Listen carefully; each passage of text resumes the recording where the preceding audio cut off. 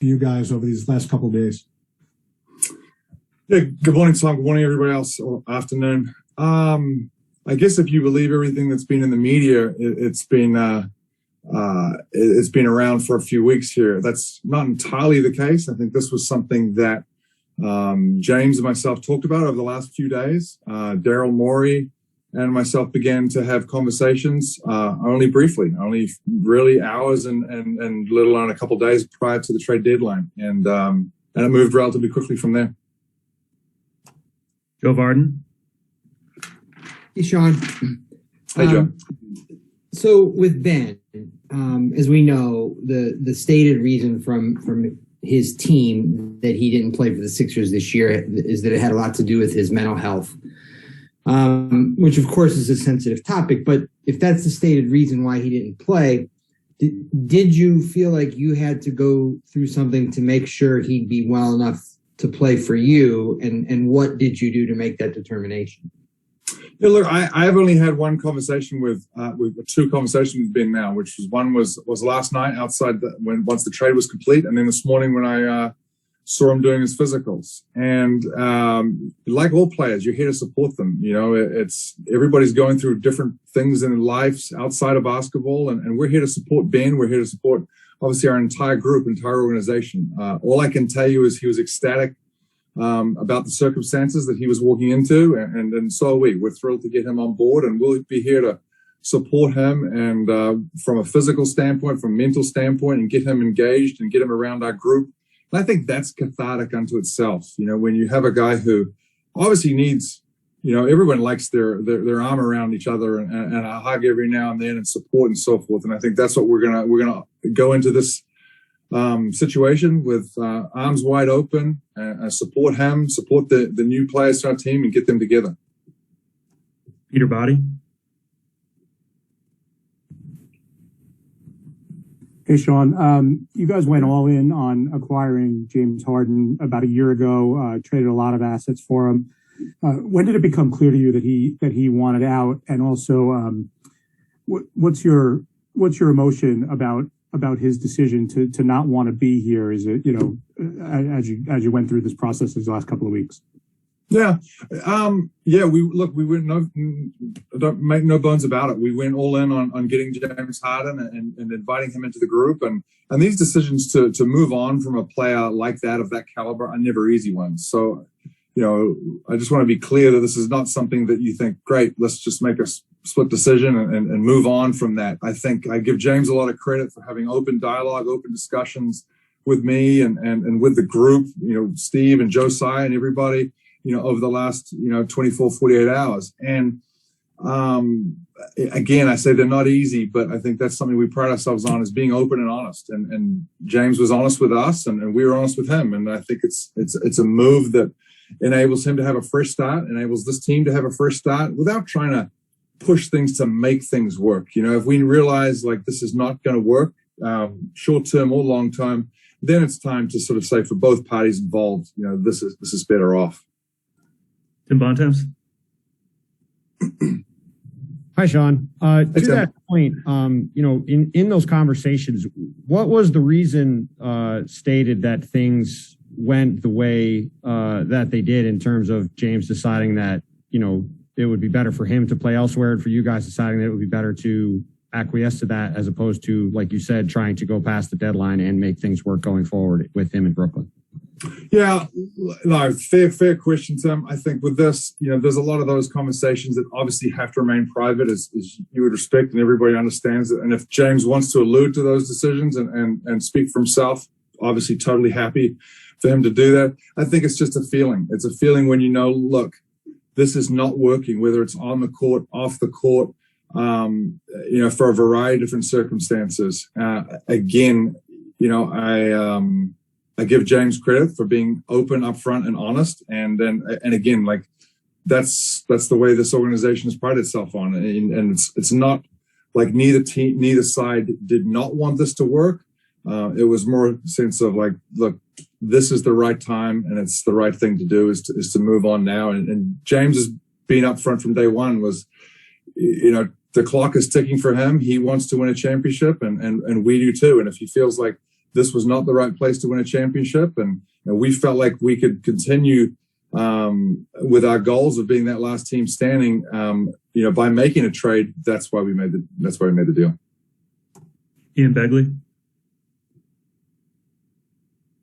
Hey, Sean, thanks for doing this. No problem, man. If Philadelphia, for whatever reason, hadn't reached what you deemed a suitable offer yesterday, were you prepared to, deal with whatever the next steps were with James after that? Yeah, 100%. I think you have to. In any sort of circumstances that you're forced to make a tough decision, you have to look at all the different outcomes, and one of those outcomes would absolutely have been like keeping James here and seeing what that looked like over the next few months before July. Tom Dowd. Hey, Sean, Ben Simmons is such a unique player. I mean, how do you see his fit with this group, and how does it change the team that you have going forward? Yeah, well, I think it's obviously you guys have seen and watched us play, and you see where some of our holes are, and to be quite frank, Ben plugs a lot of those holes. In fact, the three players that we traded for, fit a lot of our needs. You specifically asked about Ben, but the size, the elite defense, the elite passing skills, the finishing at the rim, all the things that we need, the transition play, all the things that we've sort of been short on, to be quite frank, over the course of this last year. I think we're looking forward to Ben coming in and trying to fill those roles. Brian Mahoney. Yeah, Sean, this was sort of looked at as, you wouldn't do this deal unless you knew James was not going to stay long term.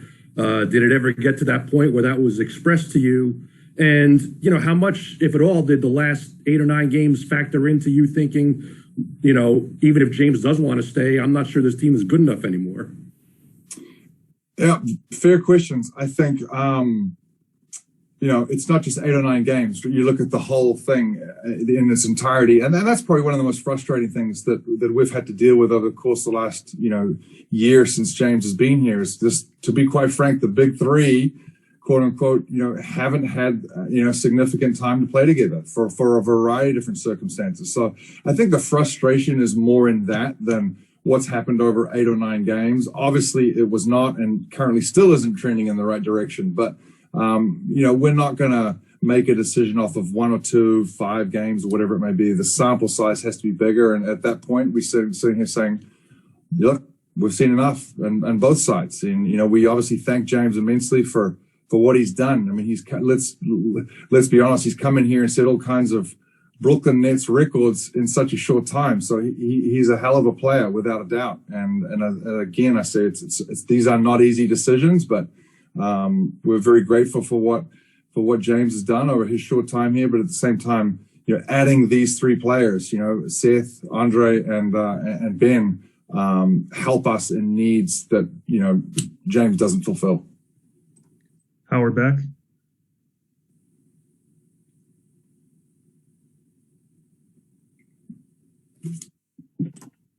We'll move on. Tim Bontemps. Sorry. Or Howard, if you want to jump in, you can go ahead. Sorry. I'm on my phone and I didn't realize I was still muted. Hi, Sean. Sorry about that. A quick question and then a broader one. The quick question is just when you expect Ben Simmons to make his debut, if you have a sense of that. And the broader one is simply that in his time in Philly, the sense was always that Ben was very much wedded to the idea that he was point guard. He was the primary ball handler. You obviously have Kyrie. You've got Kevin Durant. My sense has been that, maybe Ben Simmons in the past wasn't open to moving around the lineup, even though he could play all 5 positions. What kind of discussions have you had either with him, his camp, with Steve Nash about how he fits in and what his comfort level is not being a primary ball handler? Yeah.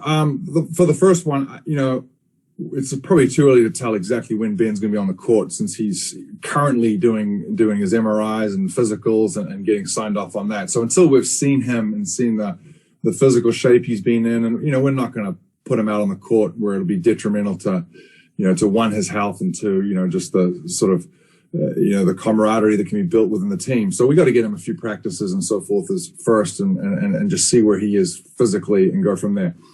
Regarding being a primary ball handler, that discussion, to be quite frank, I haven't had with Ben. I'm obviously not worried about it. I think he does a lot of things on the court, whether that's handling the ball or not, that help us, that help fulfill some needs.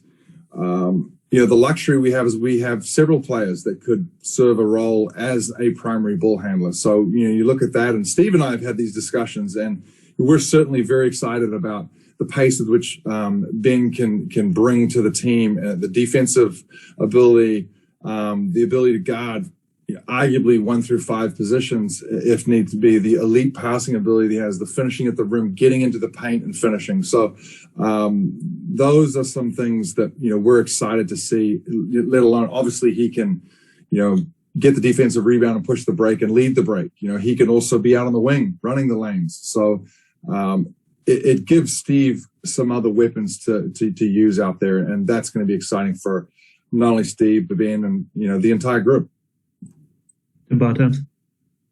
Hey again, Sean. I totally appreciate where you're coming from in terms of not wanting to share private conversations. But that being said, you mentioned the frustration that obviously comes with the fact that you guys have only had the big three on the court, I guess, for 15 or 16 games total. Is any part of what's led to this sort of the uncertainty that's gone into the situation with Kyrie this year and him not being with the team for a couple of months, and now still because of the mandate only be able to play in road games, in terms of causing some of that uncertainty to build up within everything that's going on? Look, I don't want to speak for James on that. That was never, explicitly expressed from him. I think the most frustrating person in this whole thing is Kyrie. I mean, Kyrie is frustrated with the fact that, he's not able to be out there. I mean, all our conversations have been like, I want to be there. I want to be around the team. He's obviously hoping for things to look different in the future here and for him to be able to participate in home and road games. So, again, there's a factor of a few things. It's, I wouldn't be, I probably wouldn't be honest myself if I thought we weren't all frustrated with the ability that they couldn't be together on the court at one time. And that being one of the reasons, sure. Another is obviously injuries. We've seen Kevin have injuries. We've seen James have injuries, so there's a lot of factors going in there of, unfortunately why we haven't seen those three together. Adam Zagoria. Hey, Sean, thanks for doing this. Adam. Kyrie remains optimistic, hopeful that the New York City rules are going to change and he's going to be able to play. I guess, how optimistic and hopeful are you guys? And, how concerned are you in the playoffs, having to play a 7-game series if he can't play a game 6 or a game 7 at home? Yeah. Well, regarding the playoff situation, I think that's something we cross that bridge at that point.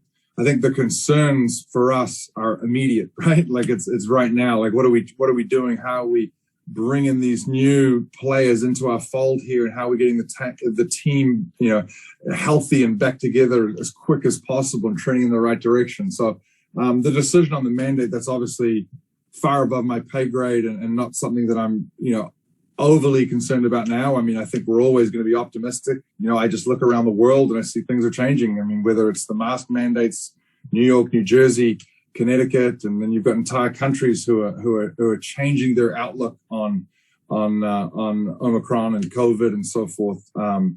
So, again, far bigger discussion. My hope would be that, by the time, we roll around the playoffs, if not sooner, the world looks like a different place, and the more people that are vaccinated and so forth, and we're moving on. Economies have to keep moving, let alone NBA franchises. Time for a couple more here. Joe Varden. Sean, you make a lot more money than the mayor. I'm just saying. He's a lot more powerful than me. I'm not saying you had to do this, but did you consult or talk to Katie and Kyrie about this trade? And then do you think the Sixers tampered with James? Yeah, these discussions were really had between James, myself, and then Joe Tsai. Those are the discussions. At the right point, we involved the key stakeholders and told some other players of what we were about to do. But again, this decision was predominantly myself and James, in a room having these discussions. Joe Tsai was obviously involved when you're making moves of this magnitude. Sorry, what was the last question? Yeah, the second part of that. I mean, do you think the Sixers? Yeah. Look, I think that's a lot of. Unfortunately, the world we live in right now, so much of this is being played out in the media, and so much of this is whether it's scuttlebutt, hearsay, and so forth. It's just the nature of the beast. It's just the nature of the world we're in. I'm not going to start making accusations at everybody else. I mean, again, this particular set of circumstances was played out in the media far earlier than any conversations we ever had. So, look, I don't know. And again, if this is where it ends up, and that'll be completely up to the league to look into these set of circumstances. Last question, Tom Dowd. Hey, Sean, Curry and Drummond are guys that both bring very specific strengths with the three-point shooting and the rebounding. How significant to have them in this deal, and what they're going to bring to you guys? Yeah, absolutely. Like I said, Tom, those are honestly deficiencies in the roster right now, deficiencies in our play. And I think we can all see that we need them. We need somebody who can clog up the lane, who can, grab those rebounds. And Andres, we've watched him throughout his career. He's only 28 years old. So, he's had a long career already, but we're excited about getting him and adding that depth to our roster. You can never have enough shooting. So, obviously we've been short on a couple of shooters here, with guys being out with their injury and the likes. So, adding Seth to this group, and he's made shots on the biggest stage. So we're certainly excited to have him in the group, and I know our coaches are excited to add all three to the group. Thank you, Sean. Thank you, everyone.